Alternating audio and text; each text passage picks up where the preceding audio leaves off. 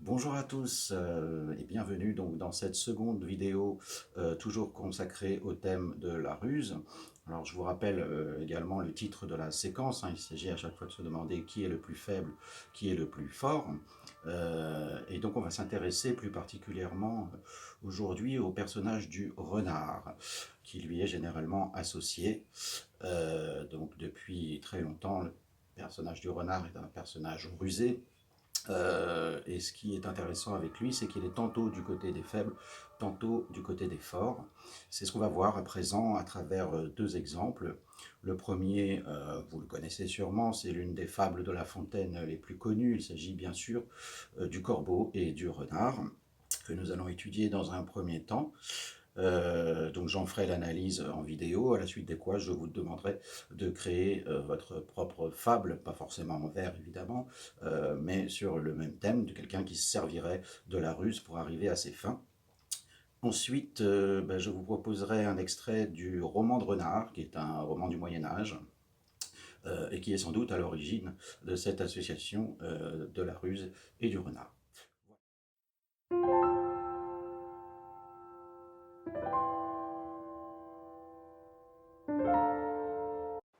Tout d'abord, le mot fable vient du latin fabula, qui signifie récit, fiction.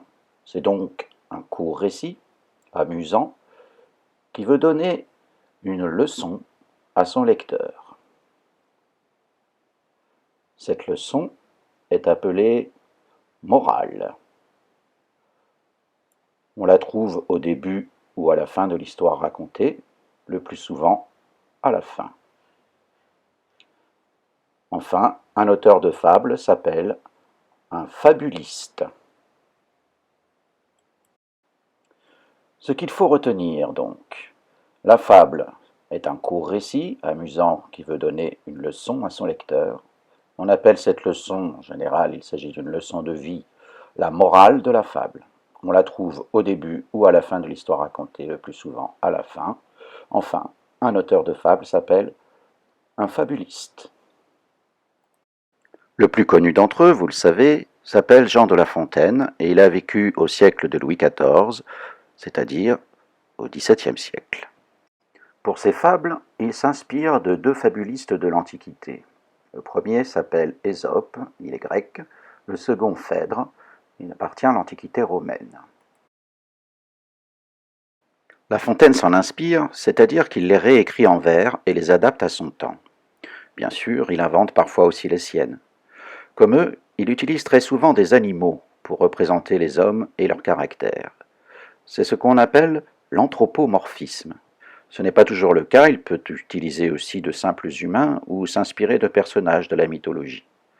Les animaux lui servent surtout lorsqu'ils représentent le roi et sa cour, afin de ne pas les attaquer trop directement. Sous le règne de Louis XIV, des courtisans venaient ainsi lui demander toutes sortes de faveurs, et devaient flatter le roi pour les obtenir. Le flatter, c'est-à-dire lui faire des compliments. À cette époque, la monarchie était de droit divin, cela veut dire que le roi régnait par la volonté de Dieu. Louis XIV étalait alors sa puissance, en particulier au château de Versailles, qu'il avait fait construire pour lui. Il se faisait appeler le roi Soleil, dont on peut voir la figure sur la grille du château de Versailles. Il était toujours en représentation. À la cour, ses courtisans pouvaient par exemple assister à son réveil ou à ses repas, toujours pour obtenir de lui quelque chose. C'est cela que dénonce La Fontaine dans Le Corbeau et le Renard, comme nous allons le voir. Maître Corbeau, sur un arbre perché, tenait en son bec un fromage. Maître Renard, par l'odeur alléchée, lui tint à peu près ce langage. On remarque en premier lieu que La Fontaine donne des attributs humains aux deux animaux. Chacun porte une majuscule à son nom et se fait appeler maître. Il faut s'interroger sur la signification ici du mot maître. Nous en retiendrons deux. Maître peut d'abord désigner l'avocat, celui qui défend l'accusé pendant un procès. C'est en effet ainsi qu'il se fait appeler au tribunal. L'avocat est habillé d'une robe noire, comme le plumage du corbeau. Il est aussi réputé pour son éloquence, c'est-à-dire l'art de bien parler. Maître désignerait donc à la fois le corbeau par son apparence et le renard dont on va voir qu'il utilise la parole pour convaincre son adversaire. Ce peut être aussi le maître d'école, puisqu'on le verra, le renard va donner au corbeau une leçon. Observons maintenant la construction des 4 premiers vers. Ils sont construits 2 par 2, de la même manière, avec un premier vers de 10 syllabes, appelé décasyllabe, et un second de 8 syllabes, appelé octosyllabe. La même construction est répétée aux 2 vers suivants. À chaque fois, le personnage est désigné par 4 syllabes. Maître corbeau, maître renard, suivi sur 6 syllabes par un complément circonstanciel. De lieu, sur un arbre perché, de cause, par l'odeur alléchée. Cette construction en parallèle fait comme si La Fontaine voulait d'abord les mettre à égalité. À égalité, vraiment? Observez bien les rimes. Perché, alléché. Un plat alléchant est un plat que l'on a envie de manger. Le corbeau, perché donc, est au-dessus du renard. De plus, il a quelque chose de concret dans le bec, à savoir un fromage, tandis que le renard alléché doit se contenter de l'odeur. D'où ma première question. Rassurez-vous, vous retrouverez toutes les questions posées sur le cahier de texte.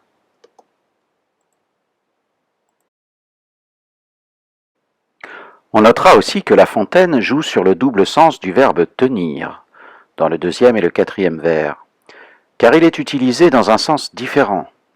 Tenir un fromage n'est pas la même chose que tenir un langage, ou, autre exemple, tenir parole. De plus, il est conjugué à 2 temps différents. D'abord à l'imparfait, tenait, qui est le temps de l'arrière-plan, de la description, utilisé pour des actions qui ne font pas avancer l'histoire. Ça, nous l'avons déjà vu en classe. Ensuite, le passé simple avec tin, qui est le temps du premier plan. C'est donc ce second verbe qui fait alors démarrer l'action. On voit donc bien que le renard commence à prendre l'avantage sur son adversaire. Remarquez aussi la rime entre fromage et langage. On devine déjà que la parole va être l'arme du renard pour mieux voler l'objet qu'il désire. Et voici ma deuxième question.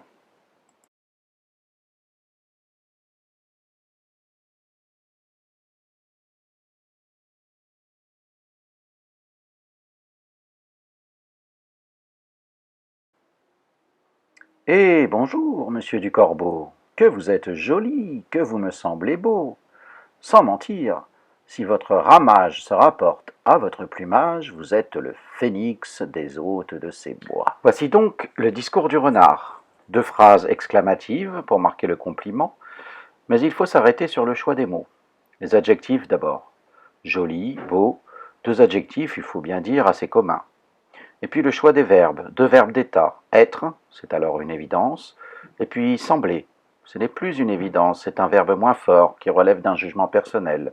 Vous me semblez beau, c'est-à-dire à moi seul. On voit bien que le renard ne fait pas beaucoup d'efforts pour convaincre le corbeau. Mais il se rattrape dans les vers suivants. Si votre ramage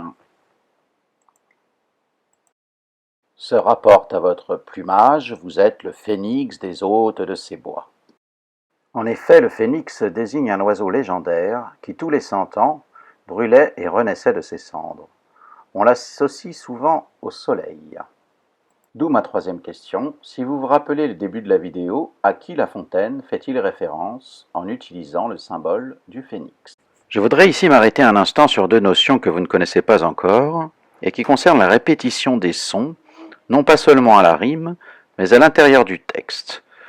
Je veux parler de l'assonance et de l'allitération. Ainsi, l'assonance désigne la répétition d'une même voyelle ou d'un même son composé d'une voyelle. Exemple, les sanglots longs des violons de l'automne. Ici, les sons O et ON reproduisent le son du violon. Nous avons également l'allitération, qui est, elle, la répétition d'une même consonne. Exemple, qui sont tous ces serpents qui sifflent sur nos têtes? Le son S ici reproduit le sifflement du serpent. Voyez à présent comment La Fontaine s'amuse en répétant le son O. Corbeau, joli, beau, votre, rapporte, etc. Il répète ainsi le son O comme s'il s'agissait d'une exclamation permanente. Notez aussi la rime en âge qui se répète d'un vers à l'autre. Décidément, notre ami renard ne pense qu'au fromage tandis qu'il déclame ses compliments. À ces mots, le corbeau ne se sent pas de joie, et pour montrer sa belle voix, il ouvre un large bec, laisse tomber sa proie. Ici, on retrouve une nouvelle assonance, cette fois en oie. Voici ma quatrième question. Quel son La Fontaine veut-il alors faire entendre? Un indice, avez-vous déjà entendu le chant du corbeau?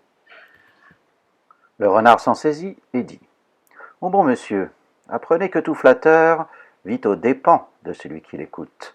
Cette leçon vaut bien un fromage, sans doute.